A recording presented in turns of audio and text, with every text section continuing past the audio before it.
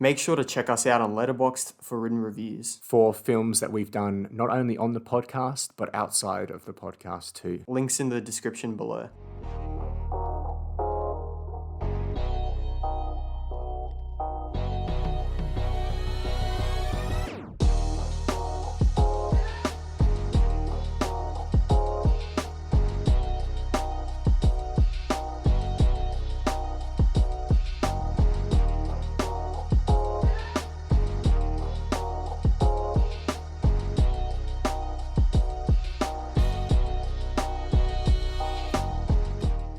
Hello everyone and welcome to the Rewatch podcast.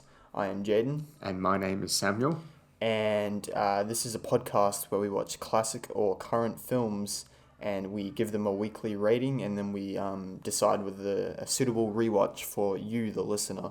What did we rewatch this week, Sam? This week we rewatched Star Wars, as it was originally called. Yep. But as this became a incredibly Saga. successful franchise, it's been known recently as Star Wars A New Hope Episode 4. But really was the very first one. It was the one that started. I want to call it Star Wars. Yeah. I mean, a lot of connoisseurs, the older guys, the older fans, they're like, it's not called A New Hope. Well, yes, it is, mate, but it wasn't originally. Yeah. Things change over time. I mean, the title sequence, I think at the start it just had Star Wars at the top. No, did yours? Mine said The New Hope underneath it. What did you watch it on? I watched it on Blu-ray. I you have watched the it on special Blu-ray. edition of the Blu-ray. I watched it on Disney Plus, and I think Disney Plus has done like all of the revamps to the to the movie, and they've got all those added CGI. Yeah. Oh, yes. We'll get to talk to that about that because that's actually quite an interesting topic. Yeah. How they've changed it. But they've changed a lot of things in it, and probably most notably is the title. I mean, it goes by many variants. We've got Star Wars A New Hope, which I think is probably the most commonly referred to. And then you've got like Star Wars A New Hope Episode 4, Episode 4. There's so many titles to go by. And the same goes for Episodes 2 and 3. I think they're called The Empire Strikes Back and maybe just Return of the Jedi. So they don't actually have Star Wars in the title. It's just Return of the Jedi. Yeah. And The Empire Strikes Back, yeah. So, story overview for this masterpiece. A long time ago, in a galaxy far, far away, Princess Leia is captured and held hostage by the evil Imperial forces in their effort to take over the Galactic Empire. Is that a bit of politics there?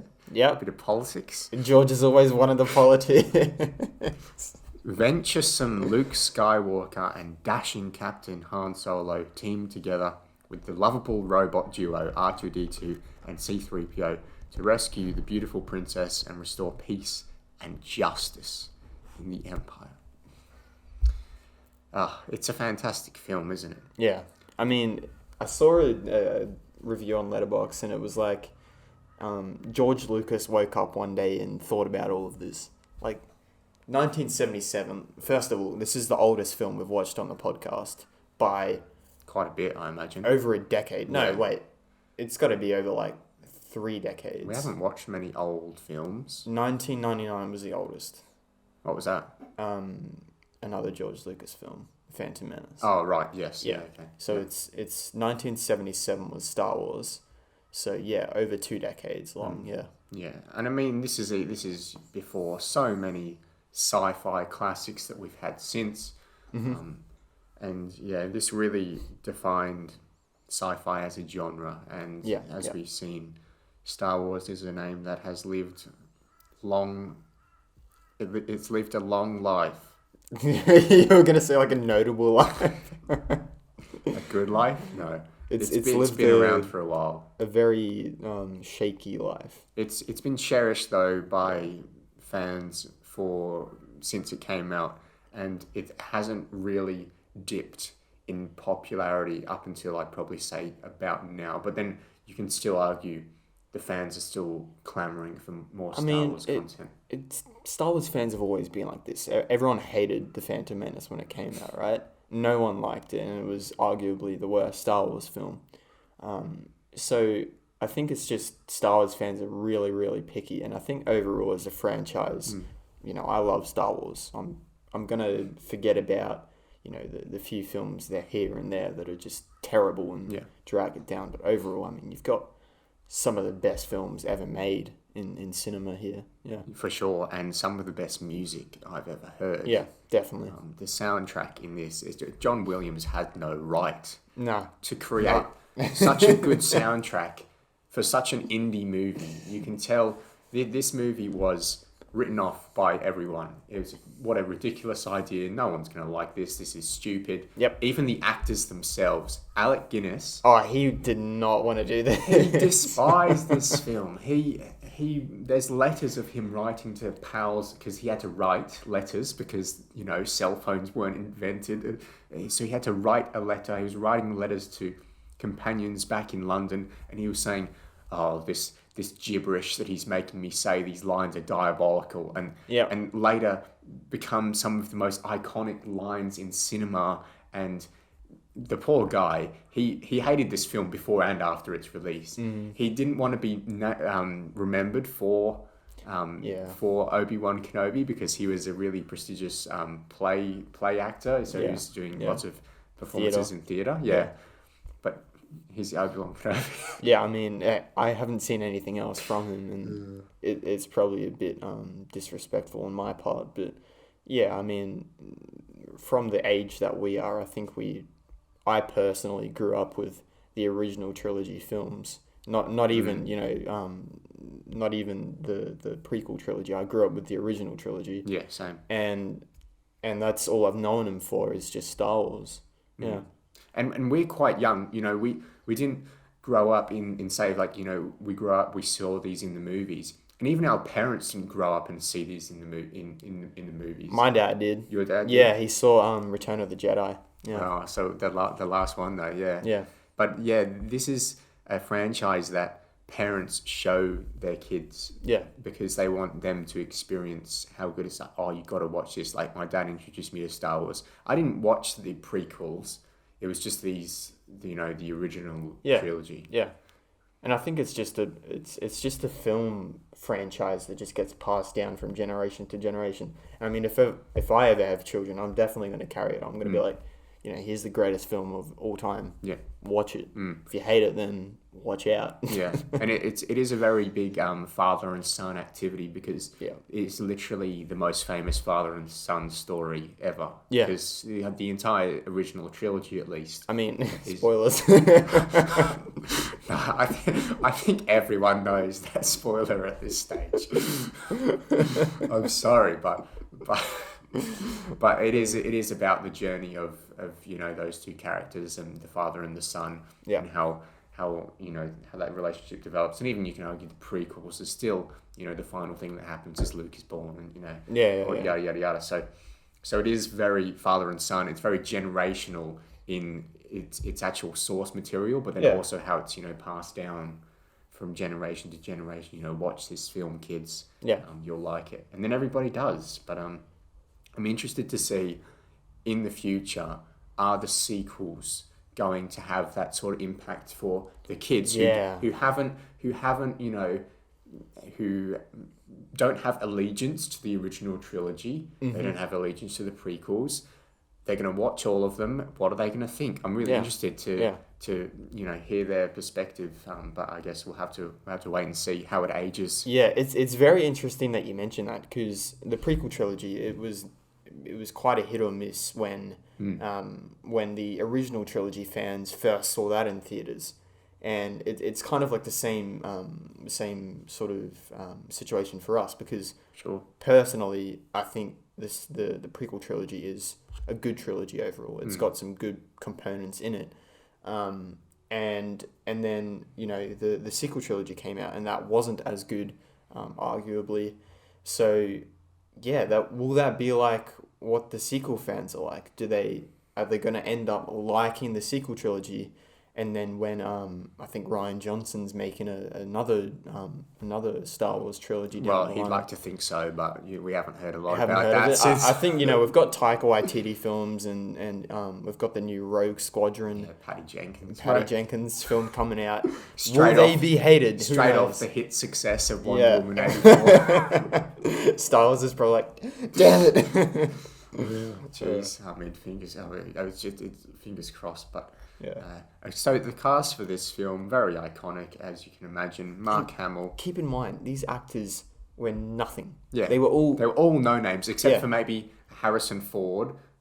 He did something with George Lucas previously called American Graffiti. Mm-hmm. So he was probably the most prestigious out of the front three, being Mark Hamill, Harrison Ford, and Carrie Fisher. Mm-hmm. Carrie Fisher was like 16 in this movie, bro. What? She was like 16, 17. No. Yes.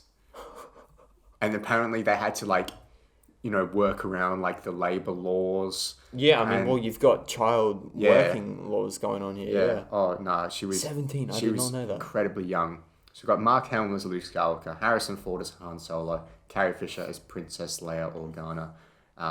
The most iconic trio in cinema, I Yeah. think. Well, I think probably one of the most notable people in here would probably have to be James Earl Jones. As Darth Vader. Yeah. I mean, I As the couldn't voice, really anyway. think of anyone else that's quite that big. Maybe Alec Guinness. I mean, he's done some stuff in the past. And maybe Anthony Daniels as C-3PO.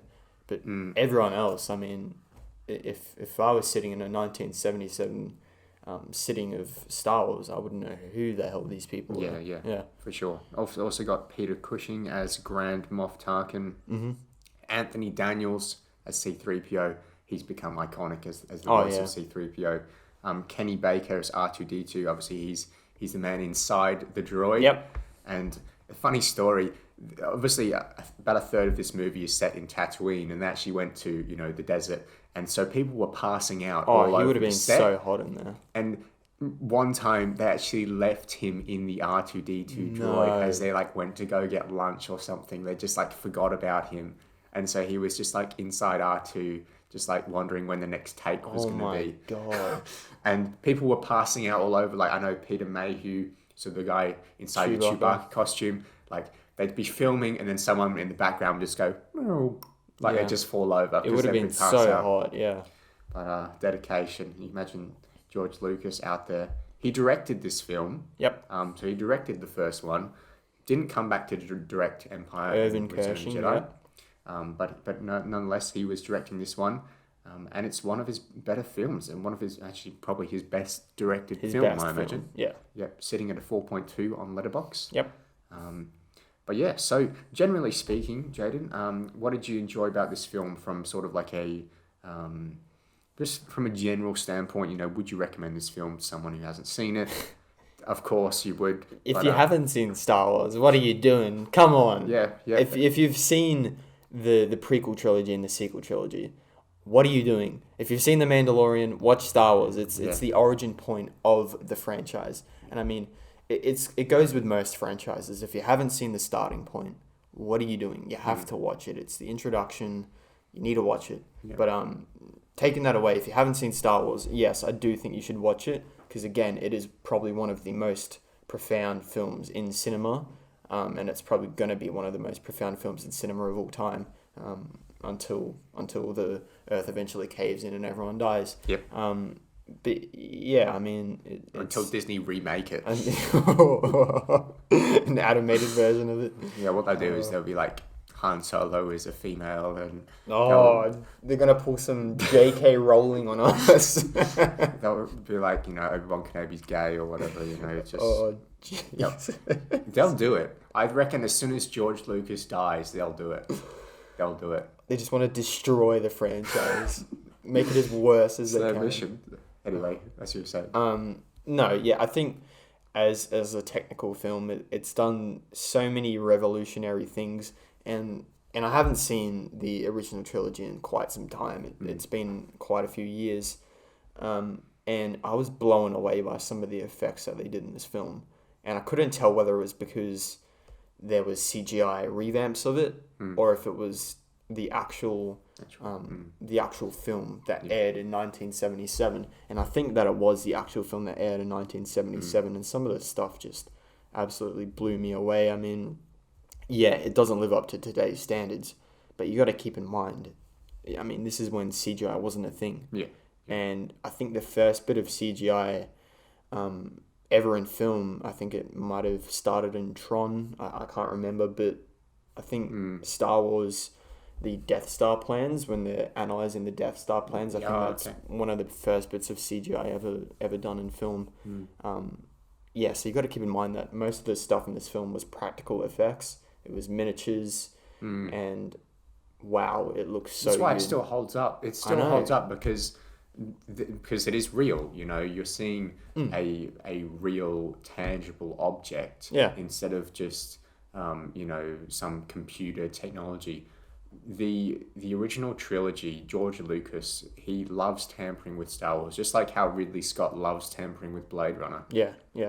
George Lucas has went back to Star Wars to put in CGI after he did the Phantom Menace and the prequel trilogy.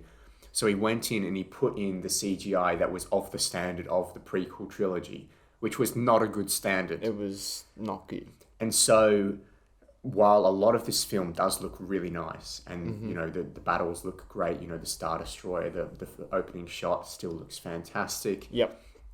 When you're in Tatooine and you see a stormtrooper riding a big green... Chewbacca. Whatever.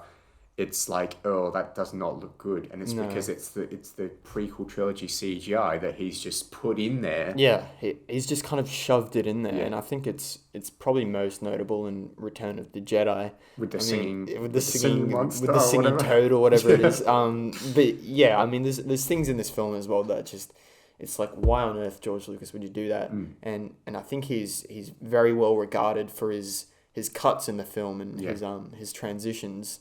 It screams, Star Wars. That's what Star Wars is known for. And there's this one shot where this massive dinosaur is like crossing the screen. I don't know if you saw it in the film, but it's crossing the screen, and the screen is completely filled up with this dinosaur, and it's like 2 inches away from the camera, so all you see is just green scales on the screen. And it's like, why on earth would you do that? What's the point in that? It annoys me that he had to go back and do this, because I want to watch the film how it was originally intended. And those copies are... I don't know where to watch it. Because Disney Plus has... in fact, made it even worse because they've gone back to specific scenes, most notably the Han shot first scene, and they've digitally changed it and it's just like, just leave it alone. But we want hopefully one day maybe we'll get the original release, because I've never seen the original release. Neither I've have only I. ever seen the special edition. Because the original release is obviously, Emperor Palpatine looks incredibly weird in Empire, and I mean, we've got Jabba the Hutt as a dude. Yeah. Oh my gosh, bro! Guy. That scene. I don't know if the scene was in your movie, but the scene where Han Solo is talking to Jabba the Hutt, and he goes behind Jabba the Hutt and he steps on his tail. Oh, and he weirdly goes over it. It's so bad. It is horrendous. It looks like someone at the computer was like, okay, we have this Harrison Ford. Now click the mouse on the Harrison Ford and move him upwards and then move it back down. It's like, track the mouse. It really does look absolutely horrendous. Really, really bad. And I think that's a scene that was just completely added in. That's like a deleted scene and then put back in. Yeah. It's just something to laugh at, though. And so horrendous. I think it's those things that make the film so good. It's just like the terrible things about it. That's Star Wars to me. Yeah. For sure. The sound of this movie is really, really interesting subject too, because every single sound for this movie is a real acoustic sound. It was created through some sort of instrument hitting another instrument, or just like random noises that they just compiled. Yep. So everything from the lightsabers to the lasers, everything is a real sound. Yeah. And so that really helps the film as well, because you can imagine if they did it digitally. Yeah. Might not have worked out too well. Mm. But so I think major credit is due to the sound designers of this movie because it sounds so awesome, even nowadays. And it was in 1977, so you can sort of, I don't know if you know, but if you notice this, but you know, just the audio of the dialogue is just so much worse for these older films. Yeah, yeah. You're just like, this is an old film, but It's very crackly and yeah. Yeah, it's just the microphone quality is like, I think this microphone that we're using... it probably blows the other ones out of the water, yeah. Yeah. And, so that's always a bit of a shock. It's all like, but the rest of it, it just is, you know, it holds up really, really well. Yeah. So let's jump into it, shall we? So opening crawl, the first thing that happens in the film, the first time we ever saw anything like this, it is the most cheeky way to do exposition I've ever seen in cinematic history. It's like, what an easy opportunity to just like set up your story before you even start the movie. But yeah, so that's very cheeky from George Lucas, but obviously it's iconic now. It's so iconic. I mean, yeah. Why did they carry it on for another, 8 films? Yeah. Yeah. Yeah, and we get to see, you know, we get to hear the awesome music. I don't know about you, but every time I get that opening crawl, I always get goosebumps. Yeah. I'm like, this is Star Wars. I love Star Wars. Yeah, goosebumps. Whenever it's like a long time ago in a galaxy far, far away, and then it fades away, I'm like, oh yes, let's go. And then you hear that massive... Let's go. Yeah. I'm here for it. The first characters we see in the film are R2 and C3PO. It had to be them. Absolute legends, mate. Yeah. These two honestly have more character than any of the sequel characters combined. They're so funny, so witty, and they actually get the job done for quite a bit of the film. You know, they're actually quite useful for not only the plot, but for, you know, the characters. They're not useless droids. They're not just comedic value. Yeah, for sure. They're not just like, you know, what about my droid rights or whatever. You know, L3 in Solo. Where she's like, what else do you want? Rights or something, you know, equality. So yeah, the first characters we see are those two, which is cool, and I really enjoyed the humour that they brought throughout the entire film. C-3PO is hilarious. Oh yeah. And even how R2 makes the noises, but you can't obviously comprehend what he's saying. But you understand what he's saying. Yeah. It's like an I Am Groot situation. Yeah, you know? And you can sort of, the mystery of the dialogue there from R2, like he'll make a noise and then C-3PO gives his reaction, and from C-3PO's reaction we can put together we can figure it out. Or like a funnier version in our heads of what R2 said. Yeah. So it's really funny. I know sometimes people have put subtitles over R2. Oh really? I need to watch that. So funny. The stormtroopers in this film get quite a bad rap, or in the whole franchise really. Yeah. Get quite a bad rap for being, you know, useless and, you know, not being able to hit anything. Yeah, I think there's a long running joke that they have terrible aim, and it's appeared in many other Star Wars media. They've kind of not rebooted. They've kind of parodied it. Parodied it. It's become just a joke in the franchise. Yeah. But the first scene we see of the stormtroopers is when they completely annihilate those rebel soldiers at the very beginning. Yep. Yeah, just before Darth Vader walks in. And that was a really good scene. I think, you know, it really demonstrated that the stormtroopers are quite, you know, they're quite useful, at least against rebel soldiers. And I think in this movie, you know, there's a lot of times where the stormtroopers have been ordered to let them go, you know, so I feel like a lot of the times the stormtroopers are obeying orders, and their orders were to you know, to make it seem like they were trying to chase them, but they're really wanting them to go so they can lead the Empire back to the rebel base. I like how you're trying to justify it, and then you've got scenes where like Leia and Luke are stuck on the edge, and the stormtroopers are firing at them from like 5 meters away, and they can't hit them. There's one scene where Han walks around the corner and there's like 7 stormtroopers, and he just like runs after them. He shoots one, I've seen that. Away. That's where his shoulder charge ability from Battlefront came from. It must have been a very scary shoulder charge because like all 7 of those stormtroopers the other way. They just ran. It's like one guy. If they just stood their ground, Han would be dead in a second. But... Yeah. And again, there's another scene when they're stuck in the prison block area and they're jumping down the trash compactor chute, and Luke's it might be Han. I think it's Han or Luke is the last one to jump down, and there's constant stormtrooper fire at them. Yeah. And then Han's just standing there for like a solid 3 seconds, just shooting right out in the open. It's like, take cover, you're gonna get hit. Yeah, and then what he'll do is like he'll jump through the trash compactor, and then just as he leaves, someone will like do the most precise shot ever, and like just right on it. It's always funny. It's always funny to laugh at these things. Not take it too seriously. Yeah. But at the same time, someone who we do take very seriously is Darth Vader. What an entrance. Comes in. There's a bit of mist, but you know this black figure is just strolling through like a boss. And we see the villain before we see any of our heroes. Yep. So we've seen the droids, we've seen stormtroopers, we've seen Darth Vader.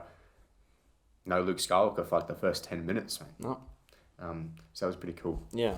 And seeing Darth Vader, strangle some rebels. I don't think I'm going against the norm when I say that Darth Vader is probably the most iconic movie villain of all time. For sure. I mean, the sheer fear that he has on screen. Yep. It's just it's unmatched on any other villain standard. Yeah. It's crazy what they did with this character. Yeah. It's got to be either Darth Vader or Joker. Yeah. And depending on the Joker interpretation, of course. Yeah.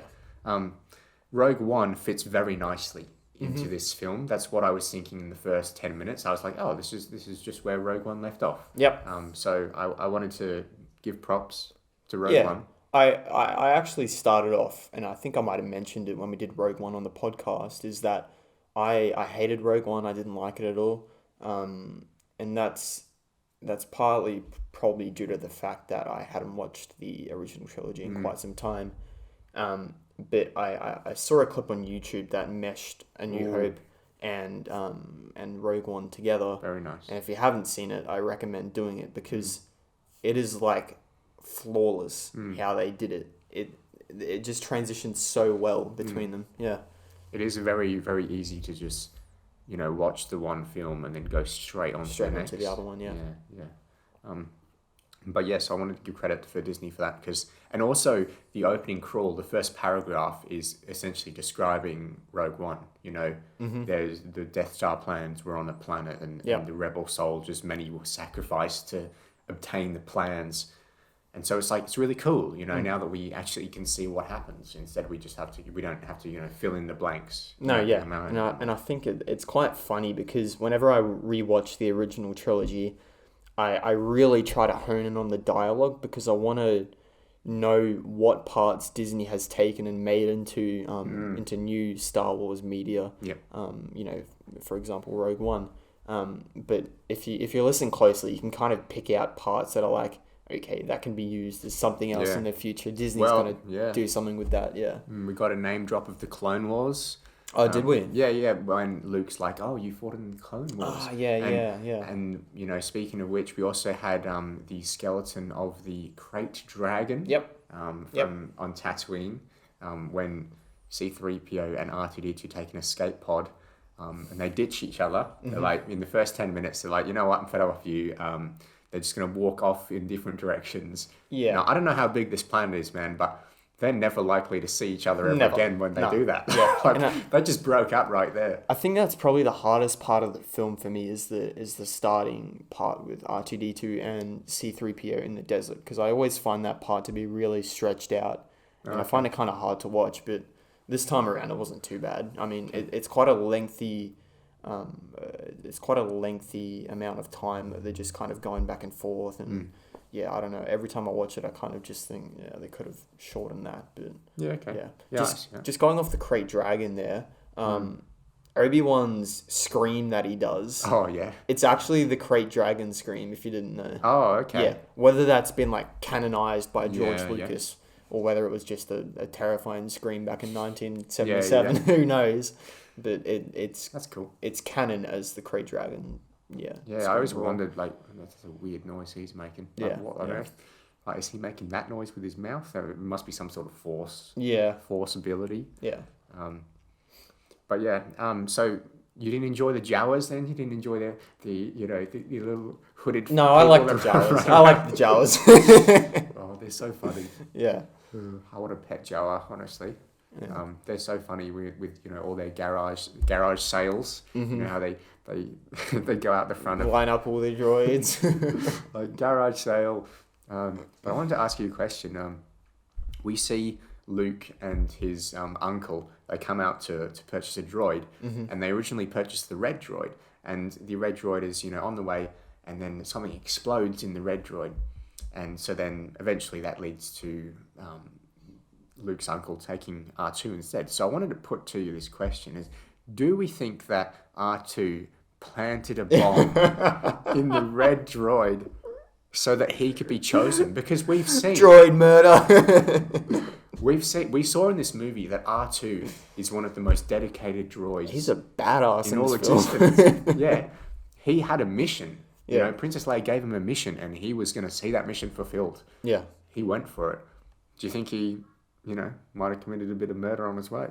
I think George Lucas would like to say that he did kill him, but I mean, it probably intended as just a fault in the area. Funny. Yeah. But it's funny to think of it that way because obviously in Attack of the Clones we had R2-D2 try to kill 3PO.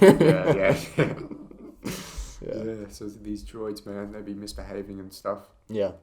But no, it's funny. And obviously we saw that red droid in The Mandalorian again, as well. A lot of things from the original trilogy that we've seen pop up in The Mandalorian.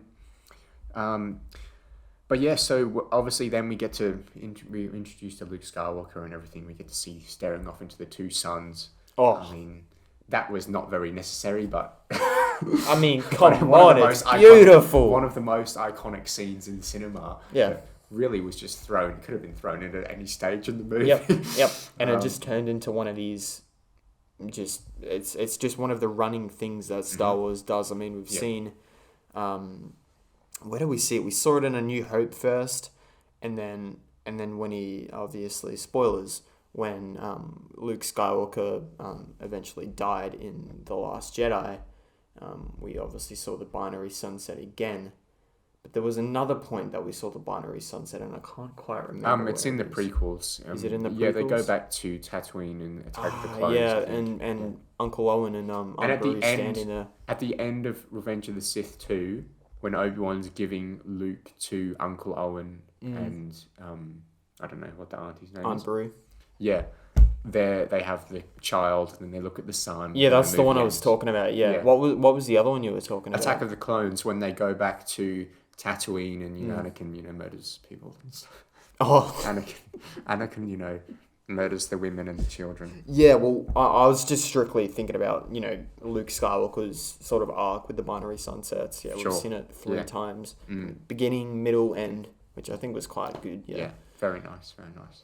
Even if The Last Jedi is a bad movie. Yeah, I think that was probably one of my favourite scenes in the film. Okay. Look, whether you hate it, they did him justice with that scene. Yeah, and I've written again, the music does not have a right to be this good for a first movie sci-fi fantasy thing that everyone thought was going to fail. Yep. One of the best soundtracks of all time. What was your favourite soundtrack in this film? I'm kind of curious. Well, it's hard to, think of them off the top. It's hard to go past the Force theme, the one where he's looking into the sunset. That nice swelling, all very nice. And I really liked this time. I really liked the song they used at the end through the medal ceremony. The song they used there was so badass. I was like, oh yes, let's go. I felt like I was in the crowd. Mm-hmm. Like it was really, really good. Really nice song to end the movie on. Very uplifting. Because that's the best Star Wars music for me is the uplifting. The real grand. Yeah. But what about yourself? Do you have any music favorites? Yeah, again, probably the Force theme. the same way you said. The last, the Yavin 4, Yavin 5, can't remember. I think it might be Yavin 4 ceremony. I think, yeah, that music was fantastic as well. There's not a bad theme in this film. Yeah. I think they're all fantastic, and I think in particular John Williams has never done a bad score. Every single one is good, and it's like he's had such a prominent career in film themes that every single film theme he does is iconic. You know what it is as soon as you hear it. Yeah. And it's just incredible what he's done with Star Wars here. I mean, 1977. Imagine listening to this in 1977. Nothing like it. I would be mind blown. Yeah. Really, really special stuff. One of my favorite scenes in this film is when Luke he's met Obi-Wan, and they've done yada, they're chilling out, and then they're like, oh no, the stormtroopers are searching for the droids. They've probably gone back to your home. Yep. And Luke goes back and he sees that his uncle and aunt, God damn. burnt corpses, bro, burnt skeletons, man. That is horrifying stuff, That's dude. so deadly. It's like, especially like, that's his family right there, man. Yeah. And that's skeletons. And I love the shot where he looks at the skeletons and he's like, oh, I can't look at this anymore. And then he's like, you know what? I am going to look at this. I'm going to absorb this. Yep. And I'm going to use this. Yep. And he stares directly back at it, and he's sort of got this determined face. He's like, It's so brutal. It's incredible. Yeah. It's one of my favorite scenes in the movie. And it's just a subtle thing. It's very subtle. I hadn't picked up on it, but I'll go back and watch it, yeah. Because it's sort of like the shock value. He's like, oh my gosh. Like, he looks at it and then he's like, oh no, I can't look at that anymore. And then he's like, actually, I'm going to need to look at this. I know what you're talking about, but I never picked up on it, yeah. It's one of... I really love those, subtle things, because when you watch a movie so many times... You pick up on it. Yeah, you can pick up on very little things that just... It's kind of like Return of the Jedi, the clip that we use in our intro. You would have seen it in the intro. Go back if you haven't seen it. It's where he kind of looks at his hand. Yeah, and he's like, oh, I'm just like my father. I have a metal arm I've got a metal arm, yeah. Yeah, very awesome. And, other things like when Alec Guinness, Obi-Wan is talking about the Clone Wars, Luke says the Clone Wars, and then Obi-Wan just goes still for a second. He's got PTSD. Yeah. Yeah. Oh. It's how do you act like that without knowing the backstory? Yeah. It's phenomenal acting. And Alec Guinness, man, wow. He's the best performance in the film, I think. Yeah. Yeah. Unless you could say, like, maybe C-3PO or something. I think everyone else is having a good time with the film, and Alec Guinness is like, okay, I'm sticking to my career. I'm going to be remembered for this. I need to do this good. Yeah. But then again, he was like, he was certainly not invested in the film's success. But hey, here he was giving the best performance of the entire film. Mos Eisley Cantina. You want to talk about that? Yeah. Very magical, mystical. Yeah. Lots of different costumes, lots of different, different aliens, and they're all real, they all have real costumes on. I love the practical effects, bro. Oh my God. Production design is incredible. Yeah. Yeah. This is an indie film, man. Yeah. Think about what they did with these creatures. And many of these creatures have just split off to become different species in the Star Wars universe. Shriv, who appears in the Battle 2 front campaign, his species appears in here the first time we've ever seen it. Yeah.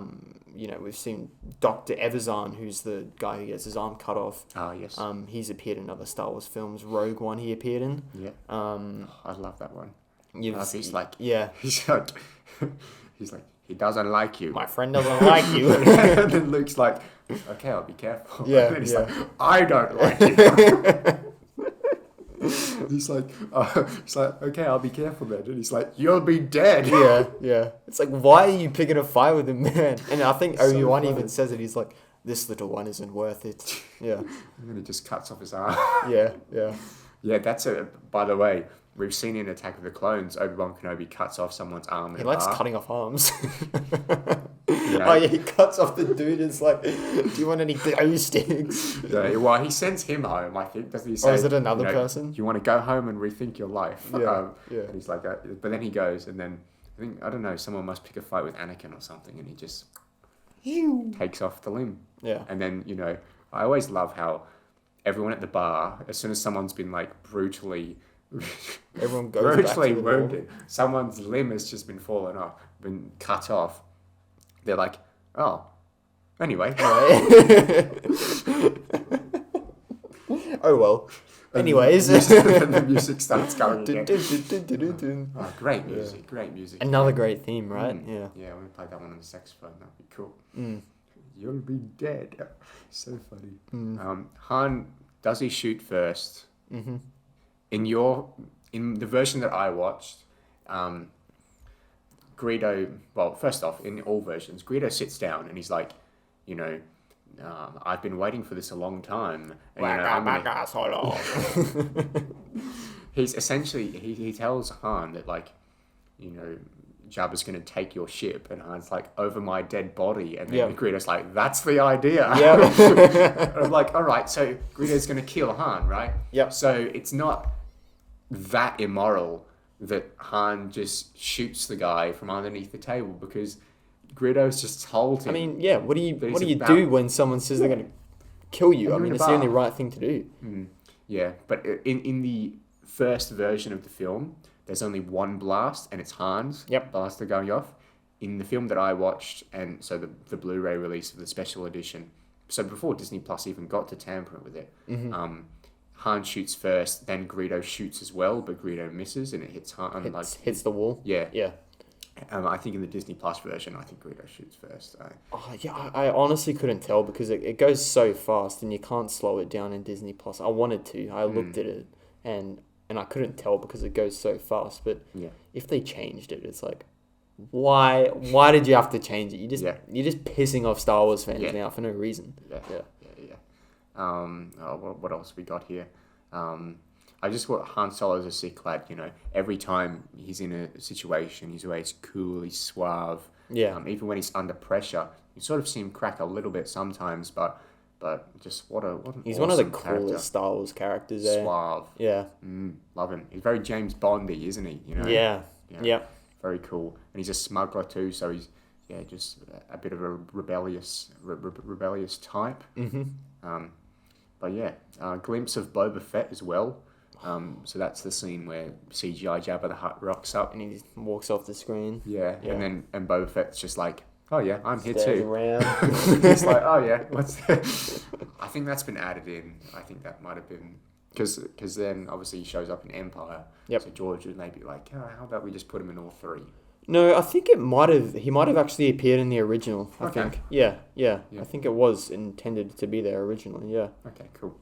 Yeah, well, obviously a fan favourite. Always cool to see him, even if he's just like chilling with Jabba the Hutt, just walking around. Yeah. I mean, look, did he have to be this big character? Did he have to have a story arc? No. I mean, not every cool character you see has to have some story behind him. Oh, yeah. I mean, the coolest part about Boba Fett is that he's mysterious. He's looking so cool in the corner. It's like, who is that guy? Just chilling out with his lady friends at Jabba's bar. Yep. Oh, what a legend. Yeah. Sick lad. Harrison Ford. I've jumped ahead a bit, you know, so we've gone from Han Solo meeting Luke Skywalker to them being sucked into the Death Star, you know, that's no moon. It's a space station. Yeah. You know, so all that good stuff, obviously. And then they've been semi-captured. We have this really cool and smart move where they hide in the ship and then they beat up the stormtroopers and they come out wearing the armor. I don't know, but I think that's my favorite sequence in the movie when they're stuck on the Death Star, you know, in the trash compactor and everything. I just find that really, really fun. You know, where they're going to rescue the princess. I think one thing that keeps popping up is, how does the armor always fit? Yes. Everyone has different sized armor, right? Yeah. So how does it always fit? And it's something that the Mandalorian actually answered when who's the comedian? The bald comedian? Bill Burr? Bill Burr. Yeah. And when Bill Burr and Mandalorian sort of infiltrated the Imperial base. Oh, yeah. And I think Mando couldn't fit in the armor or something. Yeah. It's funny that they answered that because it's it's a serious plot hole. It's like, how does it always fit? Mm. And you see it in many films. It's whenever they're going undercover and going in some other armor, it just always fits stuff for some reason. Yeah. They just steal the enemy's clothes. Yeah. And just wear it. Yeah, fair enough. And at one stage, Luke's like, I can't see a thing in this helmet. Yeah. which is funny because, you know, at this stage, the stormtroopers hadn't had a reputation for being, you know, unable to, you know. And it's like, you wonder why they can't shoot. Yeah, fair enough. I remember seeing when they're stuck in the control room, Han is like talking to Luke, and he's like leaning on Chewie. And it's like such a bromance sort of thing. Yeah. It's like Han just like walks up, he's just in front of Chewie, just like leans back on him and he's just talking to Luke. I'm like, oh, you guys are so cute. Like Han is in love with this Wookiee if he's not going to admit it himself. I think they have one of the best relationships in all of Star Wars. I love them together. I think they're so good. Yeah. What a great idea to have someone who can't speak English mixed with someone who can speak English. Yeah. I think it's a very David and Goliath sort of relationship. It's well done, Yeah. And obviously we've watched Solo on this Star Wars journey, but I feel like that hasn't really added anything else for me to enjoy about him here. He's just so good here that nothing else. I don't need anything else, you know? No. But yeah, I really love the line where Han, Luke's telling him that there's a princess on board, and he's like, oh, whatever, I don't care, like, she'll die, you know? Yeah. That's just how it goes. We got to get off of here. And and Luke's like, oh, but she's very wealthy. She can give you more wealth than you can imagine. And Han's like, oh, I can imagine quite a bit. More than I can imagine. I can imagine quite a bit. Very funny. Han Solo at his best, I think. Yeah. How good's when they sort of get captured, they come into an altercation and the radio goes off, and Han Solo goes onto the radio and he's like, oh, all good here, don't worry about it. Just a slight weapons malfunction. We're all good here. How are you? So that was all improvised by Harrison Ford. Yeah. You can just tell. It's so good. Funny. And it's like, there was a boring conversation anyway. Yeah, I love when he blows it up. Boom. Yeah. It's just the solution for everything in Star Wars, just to shoot at it. Like if there's a door closed, just shoot at the and button. it'll close. And it will close or open depending on what you want it to do. You want to kill the Rancor? Okay, chuck a rock at the button. It will close, yes. It's not the button to, you know, open the neighbouring Rancor or Yeah, something. yeah. You know? But yeah. I love how Han refers to Leia as your worship. That's something that continues throughout the entire saga. He's like, oh, come on, your worship. Your worship. Holiness, your holiness. He refers to that one quite a bit. But yeah, I've said the garbage compactor scene is one of my favourites because it's all the three together. We'll have to figure out what to do. It's very intense as well. Very exciting, very intense. Whereas C-3PO, I love when Luke's communicating with C-3PO, he wants him to shut down the garbage compactor. And C-3PO's like, oh, do it, R2. And then he does it, and Luke's like, yes, and they're screaming, and C-3PO's like, oh, they're screaming. They're dying. We killed them. It's like, oh, you were too late, you stupid droid. Yeah. Very funny, very funny. C-3PO's great.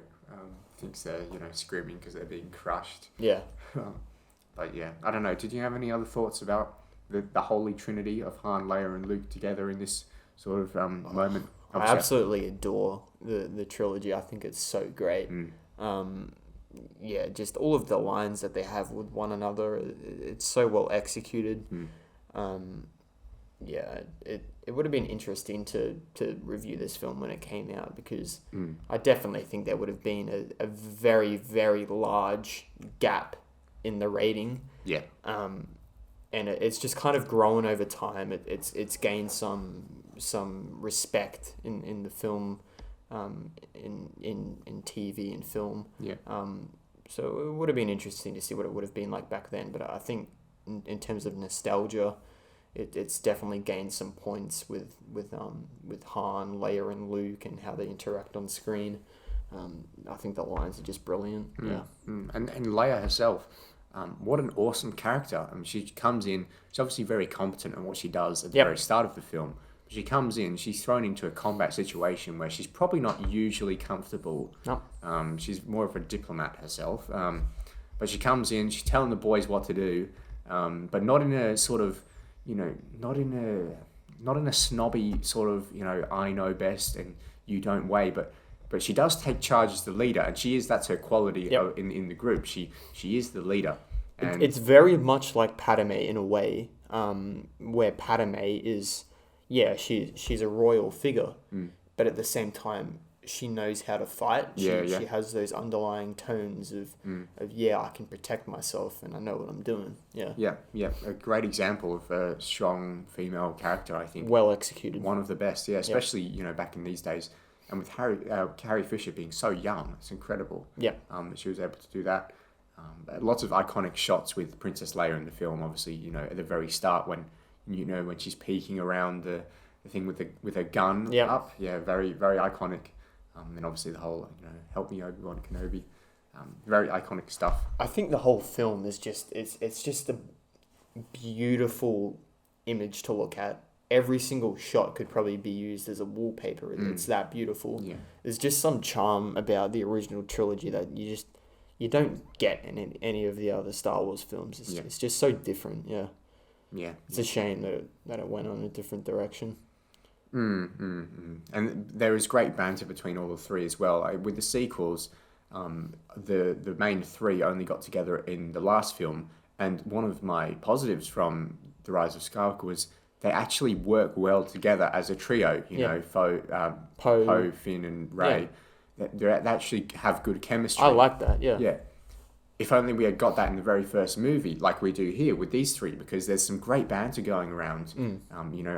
Leia is telling Han, who, has never taken orders from anyone in his life, what to do, and Han's just like, oh, no reward is worth this. Yeah. And because he's been promised this reward, but now he has to, listen to this, this high and almighty princess that Han is not a fan of. But Luke is a fan of, I will say. Luke is a very big fan of this princess. I must say, there's a lot of incest going on in this film. I think at the moment, George Lucas wasn't intending for them to be brother and sister. I think that is something that developed only in Return of the Jedi. Yeah.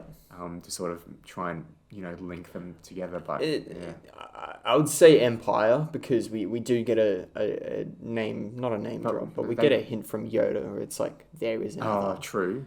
But then they have a good kiss in Empire. Yeah, so it's kind of like George Lucas.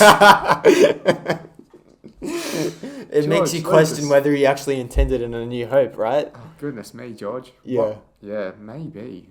Yeah. That would be weird. I know. Because I feel like the main actual criticism from this entire series is, if they were going to be brother and sister, why would they be attracted or kiss each other? Like, yeah, well, they obviously didn't know, and Luke wasn't but still, very from a powerful writing standpoint, it's a bit odd. Yeah, I mean, who wrote down, brother and sister kiss on screen? Who's writing that? George Lucas is like, that's some good stuff. Good stuff. Brilliant. I mean, it was at the time, it was brilliant stuff. But I don't know. It's one thing that is a bit of a criticism from the entire series, but it's kind of funny. And we see it again in The Phantom Menace, where Anakin's flirting with Padme, and Padme is of legal age, and Anakin's like 8 years old. That was again directed by George Lucas. Yeah, that's fair. Yeah. So you've got some explaining to do, George. Yes. What did you think of the Darth Vader and Obi-Wan confrontation and fight there? Love it. Yeah. Absolutely love it. Love it? It's not intense like you see in Anakin versus Obi-Wan in Revenge of the Sith, but it's a different art style, and it's almost martial arts kind of esque. Yeah. It's very slow. It's very, and again, it's intense, but it's slow, and I think they absolutely nailed that. And many people, I think, criticize the fight because it's not all, swinging lightsabers. Yoda's doing like 480s in the air. It's different, and I kind of like it that it's different. And I would probably go out to say that it's one of the best Star Wars fight sequences ever. if not the best. Yeah, I would have to agree. At this stage in the series, George Lucas was intending the lightsabers to be a lot heavier than we see in Empire. Yep. So in this, it was more like a long sword. It was like it took a bit of strength to wield it around. Yep. And you certainly couldn't do little spinny tricks that Obi-Wan does. How They both have two hands on it. Yeah. Yep. You can't flick it around your fingers in one hand like they do in the prequels. Yeah. So at this rate, it's more like they have two massive metal swords, and they're both old guys at this stage. Like, at least Obi-Wan looks like he is. But Yep. I don't know what Obi-Wan's chronological age in this movie is. Probably a lot younger than how he's looking, but Yeah. Yeah, it's kind of messed up, isn't it? yeah. But supposedly they are supposed to be two older guys. They've sort of they're past their time. They do reference they're older. They're past.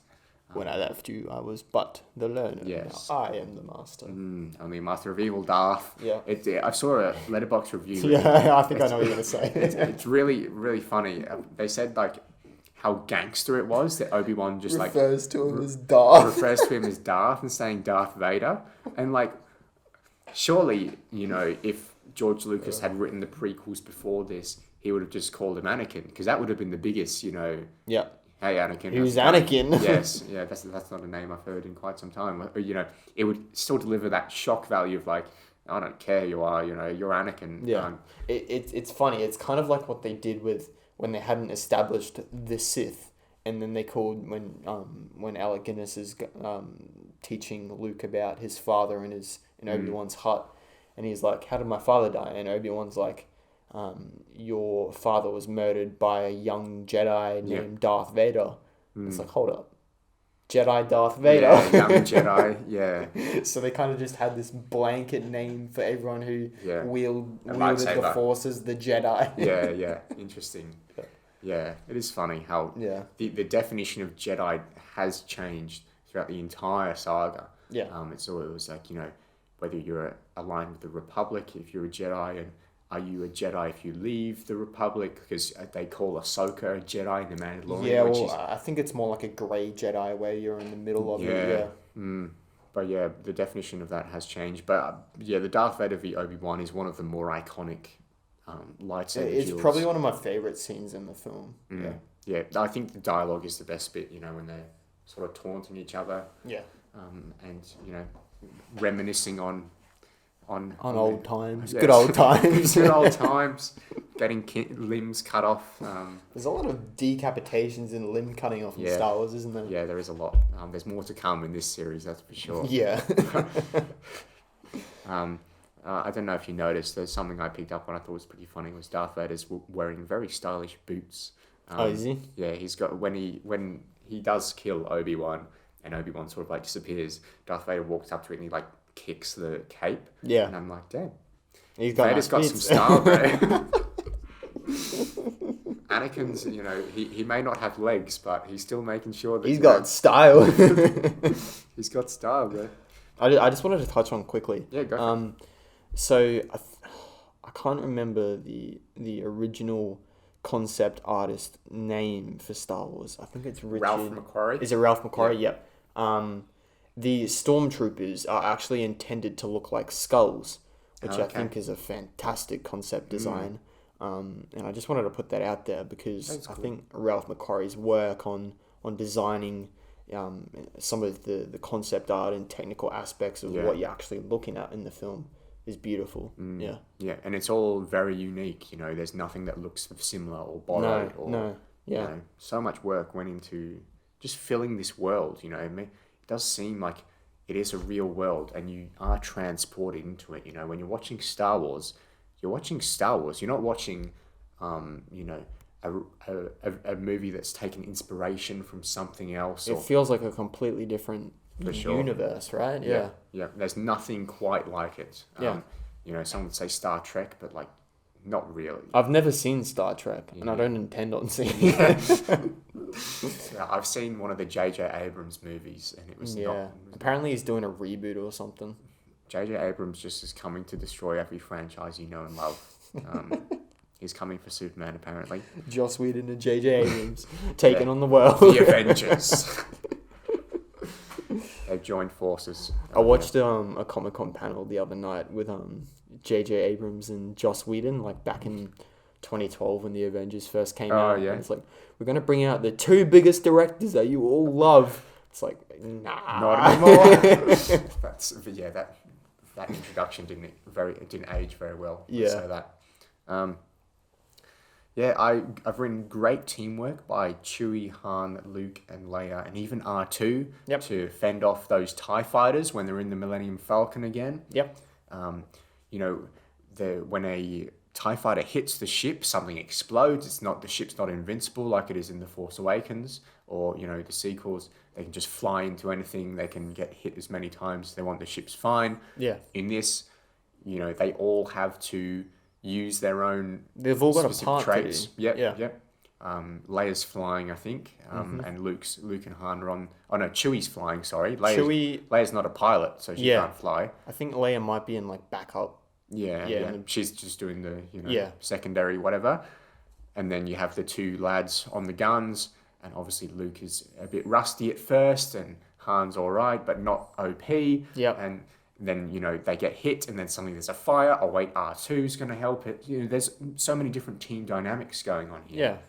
That I feel like is something that makes the whole squad so cool. Yeah, and when you go back to look at the Force Awakens, there's a scene where they're evading TIE fighters again in Jakku, and it's only Rey and Finn aboard. Yeah. And then obviously we've got BB-8, but he's just rolling around. Whatever. Just being funny. Yeah. And it's two people manning it, and it kind of makes you wonder. It kind of takes away how hard it is to fly a ship that's this big. It obviously takes a lot of people to man it and do different parts. And when you've got Rey and Finn, who are both, arguably not experienced people, certainly, it's like, how did they fly it? And it kind of takes away some of the charm of the Millennium Falcon and how cool it is, because it's that easy to fly it. And even BB-8 in that scenario in The Force Awakens, I remember he was just like being thrown about, and it was very funny. It was very cute. He was being thrown upside down. He had to use his grapple cables to cables to like stick. Yeah, it was very funny, very cute, but it's not as useful as R2 going and actually doing something, putting out a fire, which could have led to the destroying the whole hull of the ship. Or like the motivator or whatever they call the hyperdrive. That's always a big plot point. The motivator, I think that was quite funny. The hyperdrive needs to be repaired, but R2's going to save it. It's okay, I think there's a point. Yeah, no, there's a... The bypass the compressor. When they're, when Uncle Owen is buying the droids, Luke's like, Uncle Owen, this droid's got a bad motivator. It's like, he's not very motivated, obviously. Oh, I quite like that line. I think that's very funny. But I just want to go shoot Rathtars with my buddies. He's like... very funny. And they're drinking blue milk. Oh, yes. Classic. And then we saw that in in The Last Jedi, where Luke's farming the blue milk. Oh, God.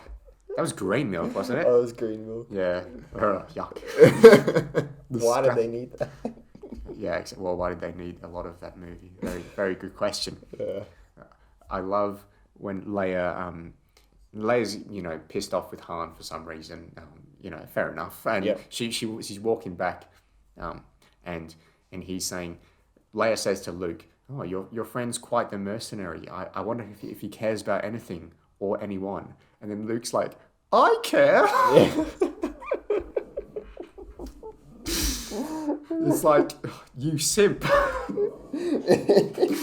She walks off, and she just not even listening to Luke anymore. And he's like, "I care. I care." It's so funny. He's so head over heels for her already. Yeah. And then he sits down with Han, and he's like, "Oh, so what do you think about her?" And Han's like, "Oh, I don't have time for that." And then Luke's like, "Okay, damn it. That's good. That's good. You better not be going for it. Use this to my advantage." And then Han sort of looks at him and realizes what he's doing, and he's like, "Oh, so what do you think? A princess or a guy like me?" And Luke's like, "No." There's quite a good competition going on there between them in the film. It's quite well done. Yeah. But again, it is incest. So. Yeah, yeah. Unintentional at this stage, but Yeah. still incest. But that's George Lucas's his fault, I His think. vision. Yeah. What did you think about that final battle? Do you think of the effects held up?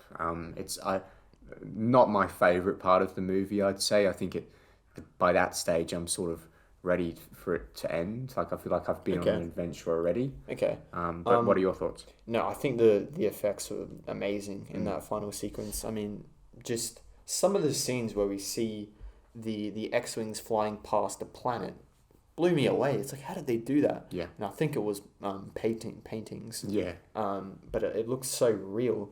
And I just want to touch on this one fault that I found, and I watched a video on it, and I can't quite remember the reason, but there's this one shot where we see R2-D2 in Luke's X-Wing, and he's obviously blue R2-D2. Yeah. But since they were using a blue screen, I think, or no, it wasn't a blue screen because they couldn't use blue screens. It might have been something with the blue, red, and green values on the editing software. R2-D2 actually has black instead of blue. Oh, right. And it comes up. You can see it if you watch it again. Okay. It's just like a visual error that they couldn't fix at that time because it was impossible. So you have a black R2-D2 instead of a blue R2-D2, which I thought was quite funny. Yeah. But yeah, I think the trench run scene, it's not my favorite scene of the whole film, and it drags on for quite some time. But you get your big hero moment where Luke obviously he blows up the Death Star, which is like arguably, is that possible? Yeah. It's like a 2-meter gap, and he does have the Force. The Force is the a Force. thing that can Good plot device. Yeah, it's kind of just like this seems impossible. Let's use the Force. So channel Uncle Ben, not Uncle Ben, channel Ben, old Ben. Yeah. And we'll, he's like, oh, use your feelings, it'll go in. Trust me. Yeah. Bad choice of words. I like the fact that Vader is a good pilot. Continuation of the prequels, obviously one of the best pilots he's ever seen. That's what Obi-Wan Kenobi says at the start of this movie. Yeah. And he says it. I'm sure he acknowledges Anakin's piloting skills in the prequels too. Mm-hmm. But it's cool to see a continuation of that, or more of like the prequels were able to use that line and make it into a thing. So that's cool.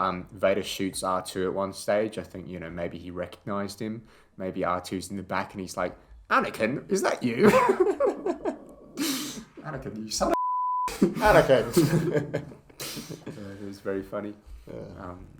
But yeah, Han's character development is great. Obviously, he comes back and joins the fight at the last moment. Yep. He doesn't kill Darth Vader, but almost. I mean, it's very likely that he almost would have. Yeah. I mean, it sends him flying off. Yeah. Yeah. Because of course, we need Darth Vader outside of the Death Star. Yeah. We need him I to was thinking survive. about that. He's like, it's kind of like a Kylo Ren moment where he gets off the planet so they can have him in a future film. Yeah.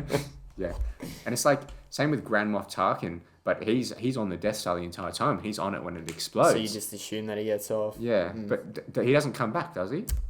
I don't think he does. So I think in Empire, it's just Palps and Vader doing stuff. Pretty sure he doesn't return. Rogue One, we see him, but that's Yeah, before. he's CGI there. He is in Rebels, Grand Moff Tarkin, but I don't know That's whether before that's New set. Hope too, isn't it? I'm not sure whether that's set before A New Hope. I can't quite remember whether it is or not. Because he's very iconic, and If not, then yeah, he definitely died on the first Death Star. Yeah, I think he did. He's not in the cast for the second film. Yeah, well, That's insane. It's just one of those things where it's like he's a very prominent character in Star Wars. Yeah, and he's only in one movie. And then you don't even really know how he dies, right? Yeah. Well, you just assume that he's on the thing. Blew up with Because it. someone comes in and he's like, oh, should we get the evacuation pods? And he's like, oh, how offensive. Yeah. How dare you? A man has to go down with his ship, right? Exactly, and he does. Yeah. And the Emperor's, just chilling or something. He's Yeah. just, FaceTiming the Death Star, and he's like, oh, connection went dead. What Yeah. happened? Yeah. I just want to mention this quickly. Obi-Wan's first line is "Hello there," which I think is Yes. just fantastic. It had to be hello there, right? Yeah. Fantastic. And it's funny because obviously Revenge of the Sith Hello there. came after it, and then hello there was established there as a big meme, and then you kind of look back and it's like, well, this is the original hello there. Yeah. But no, I think that was quite funny, and there's just in that scene as well, R2D2 is hiding in the rocks, and in the original film, he's a lot more uncovered. And I think George Lucas, it's just one of those things where he looks back and he's like, okay, then they would have seen him there, sitting there. Yeah. So George Lucas had his team go back and edit in a CGI rock in front of gosh. R2D2. Goodness me. I didn't notice that, but maybe I will. It's a very good CGI rock. Okay, that's good. But it's like, why? Why? He's like, hello there, little one. Come on, little one. Good stuff. Yeah, George Lucas, man, he can't stop tampering with it. Yeah. But yeah, R2 is in terms of character development, Han character development. C-3PO gets a bit too, because obviously him and R2, you know, they sort of have this sarcastic sort of love-hate relationship sort of thing. Yep. And at the end, R2 has been shot by Darth Vader, and C-3PO is like, oh, if you need any parts, I'll happily donate. And Luke's like, it's okay, 3PO. Yep. And so 3PO's, you know, a bit exposed there. He's obviously cares a lot about his droid companion, even though, you know, he can't stop bagging him off and, you know, rudely. It's a love-or-hate thing, right? Yeah, they do hate each other at various times. But I've just read in terms of trivia, R2 was supposed to be an English-speaking character, so he was supposed to say words originally, and he was supposed to be very foul-mouthed. But so they filmed it, and R2 would say English, and C-3PO would react. But then they just made him a beep bop boop sort of thing. That's probably why they had Kenny Baker originally cast. Maybe, I mean, why else would you put a guy? Well, you got to for all the wobbles that he does. Oh yeah, true. Yeah. Because you can't do that with electronics. Yeah. But yeah, so I think that's interesting because the fact that he was supposed to be foul mouthed is that we know. I kind of want to see that now. the beeps and the boops. You know, are probably very offensive. You can kind of put it in your own mind. Yeah. When I watch it next time, I'm going to be like, yeah, okay. Well, C-3PO, when he reacts to him, he's like, oh, don't be so so rude. It's kind of like a hidden sort of memento. Yeah, I love it. Any other thoughts? I thought the medal ceremony was so badass, incredible music, and just a very wholesome ending. Chewbacca doesn't get a medal. Yes. And yeah, that's quite disgraceful. Yeah. And the fact that obviously Leia's giving the medals, but she should, you know, put one on herself too, because she was there too. Yeah. And if we're talking about giving medals, C-3PO and R2 should get one as well. Yeah, but then you get like, do droids deserve medals? It's kind of like but social rights. I mean, Chewbacca, right? Chewbacca. He should have got a medal. Right? Yeah, he was there in the Millennium Falcon, right? And I think you know, The Rise of Skywalker is an atrocious film. Yeah. But I think one of the best things on it was when Chewbacca. Oh, I thought that was so disgusting. Like, oh it's really? Just such a. I know it's a lot of fan service. Yeah, but I don't like it when. When films I just saw that and I was like, oh, you're just trying so hard to make me like this movie that I just don't like it. Yeah, well, I think if you go into it thinking, you know, it's just straight up fan service and they're just trying to get me to like the film, but analysing it from, you know, a different perspective. Justice. It's like justice for Chewbacca. Yeah, it's nice. Yeah, it's nice to look at it that way, but just sticking with this film for now, he should have received the medal. Yeah. It's straight up racism. Yeah, like, exactly. Come on. Yeah, and same with the droids. I would argue if you're going to say the same with, you know, the big hairy whatever he is, Wookiee. Yeah. The droids are just as important as well. Yeah. Okay. Yeah. Even though they might be like R2, inanimate objects. Yeah. Yeah, especially R2. It's not. It's not out of George Lucas's realm to do that sort of thing, to give droids medals. I mean, he's probably done something like that in another film. Who knows? Well, I mean, the entire Separatist army was made of droids, so he's got to have. And we had very intelligent droids. You know, droids that, you know, if you put like we had General Grievous. I mean, he's a part droid cyborg sort of thing. So yeah, very interesting. But any other thoughts that you wanted to say about Star Wars: A New Hope? Oh, yeah. Look, there's probably so many things to touch on, and I think there's a lot of things that we wouldn't have touched on, a lot of things that we would have missed, but I think the main thing to take away from this is that the talk that we've had today is more like a general chat just about the film, and a lot of our podcasts kind of follow a meticulous order from start to end, and we analyze the whole film, but this was more like we touched on things that we found funny, things that were a bit stupid about Star Wars. But yeah, I think it's more like a general chat today rather than an analysis of the film. Awesome. There's a lot of cool trivia about this movie. Apparently George Lucas was not very communicative on set. His only instructions would be faster or more intense. So obviously the man might not have been, the best suited for the director's job, but again, it's his story. So I think he's more like a creative person. Yeah, or like a story. I definitely don't think he should be in the director's seat for all of the Star Wars films. And I think that's why I probably like Empire as a film more than Star Wars. Is that Irvin Kershing was a director before he did Empire, and George Lucas, I think this was his first film, maybe. Star Wars is like his debut. It's such a big project, and directing is a big role to take on. And if you don't have any experience with directing, I think it can affect you in a way. Mark Hamill held his breath for so long during the trash compactor scene that he broke a blood vessel in his face. Subsequent shots are from one side only. Oh, wow. Wow, so he has dedication. Also, there were no stunt doubles.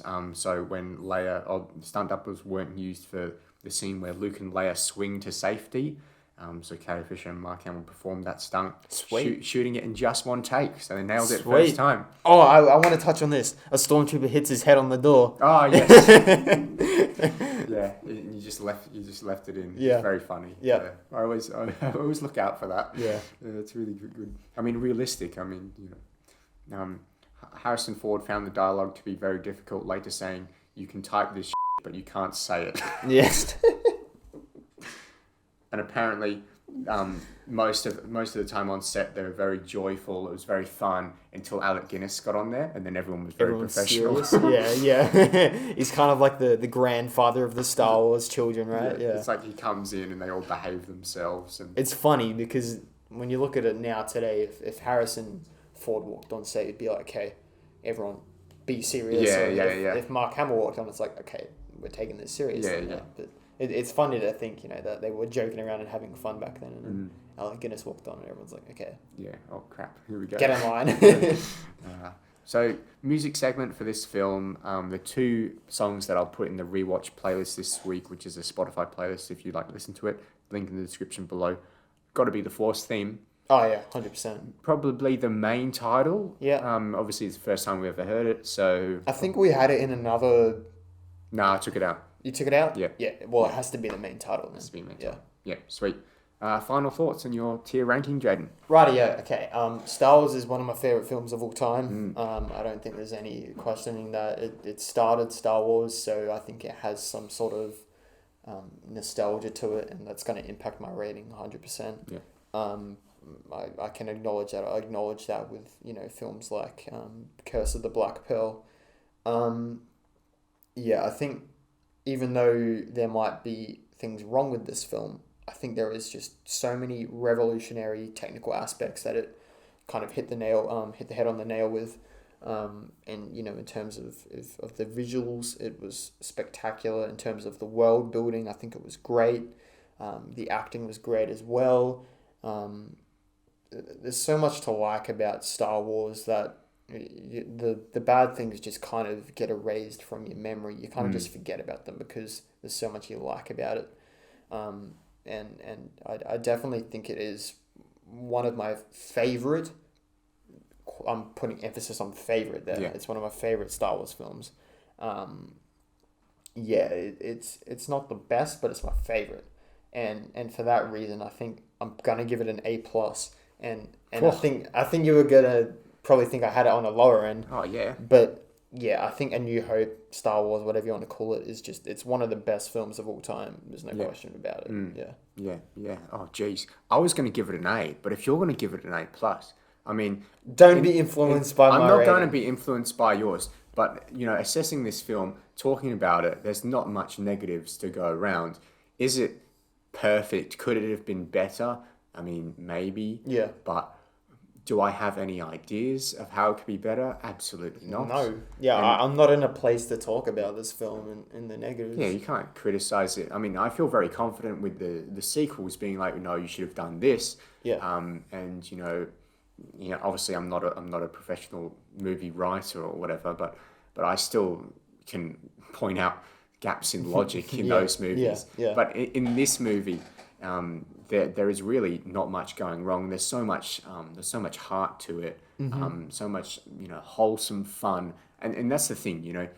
A lot of movies nowadays, they try to be fun. Yeah. And when they try to be fun, they often forget to actually tell a good story and give us some substance too. Yeah. You think of movies like, the Jumanji remake, for example. It's a lot of fun, entertaining, no heart. Yeah. Not like, the original Jumanji was fun, entertaining, but had heart. Great, wholesome story. So I think this is a great example of a film that is fun to watch for almost anyone. It's a classic film with great characters that work together really well. No one is too overpowered. They all work together nicely as a team. The dynamic between all of them is really, really good. Some great acting, awesome world building, incredible production design and costumes and storytelling. It's a very incredible world and an awesome scale. But yeah, so I'll give it an A because I was originally going to give it an A. I was thinking you were going to go for the sort of A- range. No. But I'm very pleased that you're up on the A+. Empire Strikes Back is the next chronological Star Wars film. I think that might be our first perfect review. But for now, it's going to be an A from me and an A+ from Jaden. Yeah. So that's it for today. Thank you very much for listening to this episode of the Rewatch podcast. We're on holidays now, so there might be a few more videos coming on the YouTube channel. So subscribe over there at the Rewatch. If you want to check us out on Instagram, just at the Rewatch pod. Thanks for listening, and we'll catch you next time. See ya.